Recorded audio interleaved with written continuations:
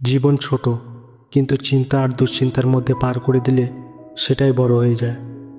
আর যদি তুমি শান্তিতে থাকতে চাও, তাহলে কিছু জিনিস বুঝতে হবে, কিছু জিনিস ছেড়ে দিতে হবে, আর কিছু অভ্যাস তৈরি করতে হবে।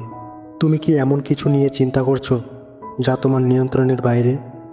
যদি করে থাকো, তাহলে সেটা শুধু সময়ের অপচয়। দুনিয়ার কেউ কখনো সব কিছু নিয়ন্ত্রণ করতে পারেনি, তুমিও পারবে না। তাই যা তোমার হাতে নেই সেটা নিয়ে ভাবা বন্ধ করো, শুধু কাজ করো, ফল আসবেই। লোকে বলবে, সমালোচনা করবে, নিচে নামানোর চেষ্টা করবে, কিন্তু মনে রেখো, মানুষ তার মতোই কথা বলবে।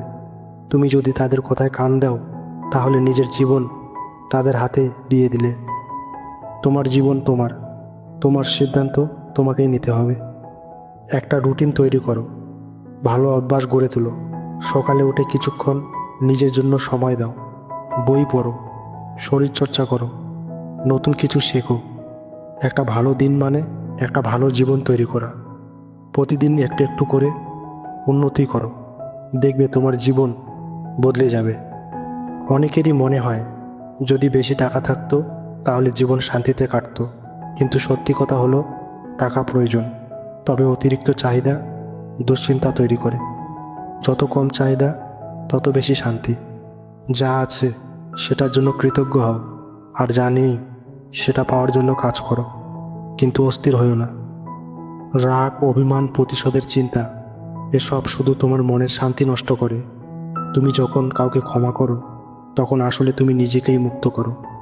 বেশি ভাববে না, বেশি কষ্ট পাবে না, সামনে তাকাও, জীবনে ভালো কিছু ঘটতে দাও। জীবনকে কঠিন ভেবে সময় নষ্ট করো না। তুমি নিজেই তোমার জীবনের সভাপতি।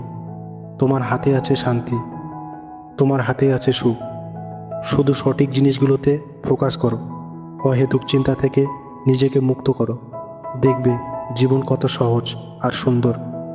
শান্তি চাইলে নিজের নিয়ন্ত্রণে থাকো, সুখ চাইলে নিজের মতো বাঁচো। ধন্যবাদ।